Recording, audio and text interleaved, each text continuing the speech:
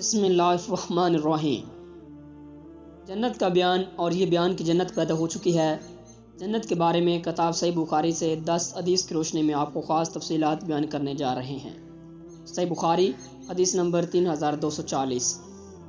رسول اللہ صلی اللہ علیہ وآلہ وسلم نے فرمایا، جب کوئی شخص مرتا ہے تو روزانہ صبح و شام دونوں وقت اس کا ٹھکانہ جہاں وہ آخرت میں رہے گا اسے دکھایا جاتا ہے۔ اگر وہ جنتی ہے تو جنت میں، اگر وہ دوزخی ہے تو دوزخ میں۔ صحیح بخاری حدیث نمبر 3241۔ نبی کریم صلی اللہ علیہ وآلہ وسلم نے فرمایا، میں نے جنت میں جھانک کر دیکھا تو جنتیوں میں زیادتی غریبوں کی نظر آئی، اور میں نے دوزخ میں جھانک کر دیکھا تو دوزخیوں میں کثرت عورتوں کی نظر آئی۔ صحیح بخاری حدیث نمبر 3242۔ ابو ہریرہ رضی اللہ تعالیٰ عنہ نے بیان کیا کہ رسول اللہ صلی اللہ علیہ وآلہ وسلم کے پاس بیٹھے ہوئے تھے تو آپ صلی اللہ علیہ وآلہ وسلم نے فرمایا کہ میں نے خواب میں جنت دیکھی۔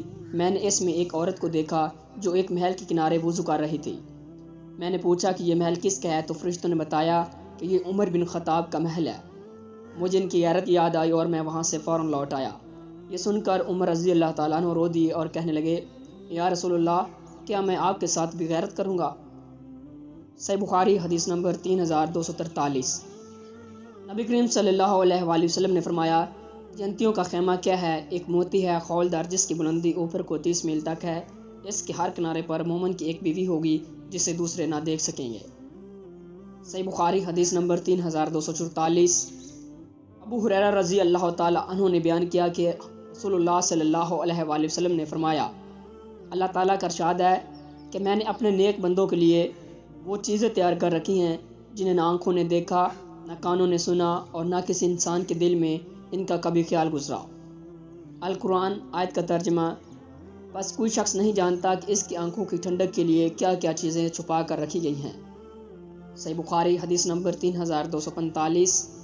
ابو ہریرہ رضی اللہ تعالیٰ عنہ نے بیان کیا کہ رسول اللہ صلی اللہ علیہ وآلہ وسلم نے فرمایا، جنت میں داخل ہونے والے سب سے پہلے گروہ کے چہرے ایسے روشن ہوں گے جیسے 14ویں کا چاند روشن ہوتا ہے۔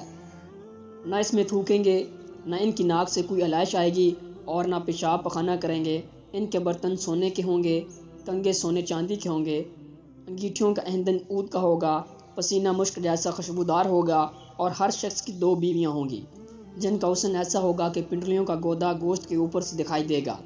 نہ جنتیوں میں آپس میں کوئی اختلاف ہوگا، اور نہ بغض و عناد۔ ان کے دل ایک ہوں گے، اور وہ صبح و شام اللہ پاک کی تسبیح و تہلیل میں مشغول رہا کریں گے۔ صحیح بخاری حدیث نمبر 3246۔ ابو ہریرہ رضی اللہ تعالیٰ عنہ نے بیان کیا کہ رسول اللہ صلی اللہ علیہ وآلہ وسلم نے فرمایا، جنت میں داخل ہونے والے سب سے پہلے گروہ کے چہرے ایسے روشن ہوں گے جیسے 14ویں کا چاند ہوتا ہے۔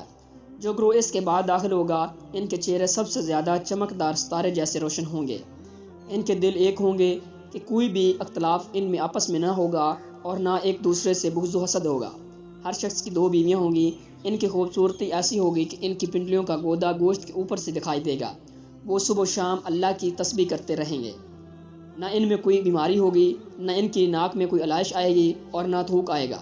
ان کے برتن سونے اور چاندی کے اور کنگے سونے کے ہوں گے، اور ان کی انگیٹھیوں کا ایندھن عود کا ہوگا، اور ان کا پسینہ مشک جیسا ہوگا۔ صحیح بخاری حدیث نمبر 3247۔ نبی کریم صلی اللہ علیہ وآلہ وسلم نے فرمایا، میری امت میں سے 70,000، یا آپ صلی اللہ علیہ وآلہ وسلم نے یہ فرمایا کہ 7 لاکھ کی ایک جماعت جنت میں ایک ہی وقت میں داخل ہوگی، اور ان سب کے چہرے ایسے چمکیں گے جیسے 14ویں کا چاند چمکتا ہے۔ صحیح بخاری حدیث نمبر 3248۔ نبی کریم صلی اللہ علیہ وآلہ وسلم کی خدمت میں سندس ایک خاص قسم کا ریشم کا ایک جوبہ تحفے میں پیش کیا گیا۔ آپ صلی اللہ علیہ وآلہ وسلم مردوں کے لیے ریشم کے استعمال سے پہلے ہی منع فرما چکے تھے۔ لوگوں نے اس جوبے کو بہت ہی پسند کیا تو آپ صلی اللہ علیہ وآلہ وسلم نے فرمایا کہ جنت میں سعد بن معاذ کے رومال اس سے بہتر ہوں گے۔ صحیح بخاری حدیث نمبر 3249۔ رسول اللہ صلی اللہ علیہ وآلہ وسلم کی خدمت میں ریشم کا ایک کپڑا پیش کیا گیا۔ اس کی خوبصورتی اور نزاکت نے لوگوں کو حیرت میں ڈال دیا۔ آپ صلی اللہ علیہ وآلہ وسلم نے فرمایا کہ جنت میں سعد بن معاذ کے رومال اس سے بہتر اور افضل ہیں۔ صحیح بخاری حدیث نمبر 3250۔